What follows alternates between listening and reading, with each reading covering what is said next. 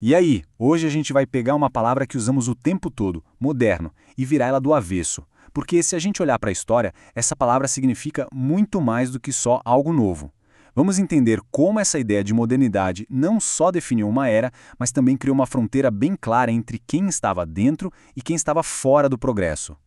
Pensa rápido, o que te vem à cabeça quando alguém fala moderno? Para muita gente, a resposta é quase automática. Tecnologia, algo avançado, o último modelo, certo? A gente pensa logo num smartphone de ponta, não naquele telefone antigo de disco, num carro do ano e não numa carroça. É exatamente esse contraste que a gente vê aqui. O moderno parece ser sempre o oposto do antigo, mas o mais curioso é que o conceito de moderno não para quieto. Pensa só, a carroça já foi o veículo mais inovador que existia. A TV de tubo, então, era o auge da tecnologia. Ou seja, o que é super moderno hoje, amanhã já virou peça de museu. E é aqui que a gente precisa fazer uma separação muito importante. Uma coisa é essa sensação de algo ser moderno. Outra, bem diferente, é o que os historiadores chamam de modernidade, com M maiúsculo. Isso não é só sobre novidade, é o nome de um período histórico específico, uma era que simplesmente virou a Europa de cabeça para baixo, mudando o jeito de pensar, de viver e de se organizar. E essa tal de Idade Moderna tem data para começar e para acabar. O pontapé inicial para muitos foi em 1453, com a queda de Constantinopla, que bagunçou o mapa do poder. E o fim em 1789, com a Revolução Francesa, que nem precisa de apresentações. E nesse meio tempo, a gente teve Renascimento, Reforma Protestante, foi uma verdadeira explosão de mudanças. Então vamos dar uma olhada mais de perto. Que transformações foram essas que deram uma cara completamente nova para a Europa? A coisa mexeu com tudo, em todas as áreas.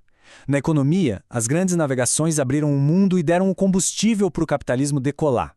Na política, os reis ficaram superpoderosos, formando os países que a gente mais ou menos conhece hoje. A religião, que era um bloco único sobre a Igreja Católica, se quebrou com a Reforma Protestante.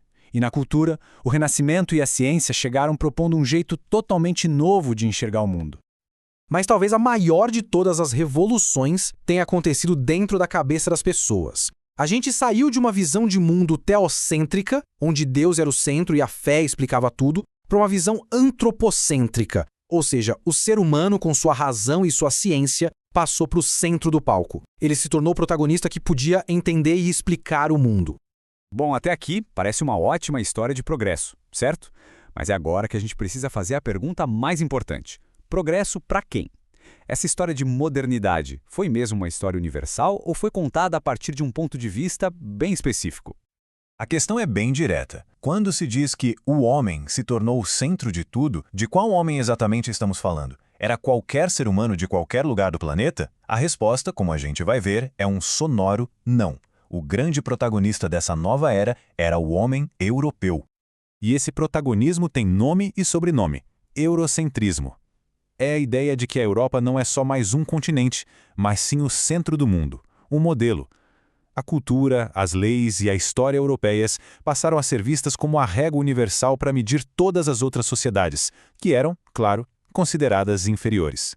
Quer ver um exemplo claro de como isso funcionava na prática? Pensa no nome que os europeus deram para as Américas: o Novo Mundo. Ué, novo em relação a quê? Em relação ao mundo deles, que, na mesma hora, virou o Velho Mundo. O original, o padrão, a própria linguagem já cria essa hierarquia, entende? E é aqui que a coisa fica bem mais séria. Porque essa ideia de ser moderno não ficou só no discurso. Ela se tornou uma ferramenta poderosa, uma justificativa perfeita para a dominação e a exploração de outros povos. Essa frase, que aparece em vários relatos da época, resume a ópera. Os povos da América e da África não foram vistos como diferentes com suas próprias culturas e organizações. Foram vistos como se lhes faltasse algo. Faltava um rei como o deles, uma lei como a deles, uma fé como a deles. Eram definidos pela ausência, pela falta de civilização. A lógica da dominação funcionava quase como uma receita de bolo. Primeiro passo, inferiorizar. Era preciso dizer que aquelas culturas eram atrasadas. Segundo passo, justificar. Essa suposta inferioridade virava o pretexto ideal para a conquista, muitas vezes em nome de levar o progresso. E o terceiro e último passo, impor. A cultura europeia era colocada no lugar da cultura local, destruindo tudo o que havia antes. Esse comportamento tem um nome técnico: etnocentrismo. É quando a gente olha para o mundo só com as lentes da nossa própria cultura e julga todo o resto a partir dela, quase sempre se achando superior. O eurocentrismo é, portanto, uma forma de etnocentrismo que, ao longo da história, teve um poder de impacto imenso. Então, o ponto central é este. A modernidade não foi um projeto para todo mundo. Foi um clube bem exclusivo. Os europeus se colocaram dentro do círculo do progresso, da civilização.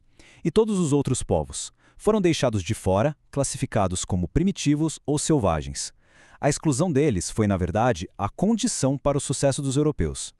E por que isso tudo importa hoje? Por que esse sistema de classificação, essa lógica de incluir uns e excluir outros, não acabou em 1789? As suas estruturas e hierarquias deixaram marcas muito profundas que continuam a moldar o nosso mundo. E para fechar, fica aqui uma reflexão. Será que hoje, quando a gente fala em países desenvolvidos e países em desenvolvimento, não estamos, de certa forma, repetindo aquela velha divisão entre o moderno e o atrasado? A linguagem mudou um pouco, mas será que a lógica continua a mesma? Uma questão para a gente continuar pensando.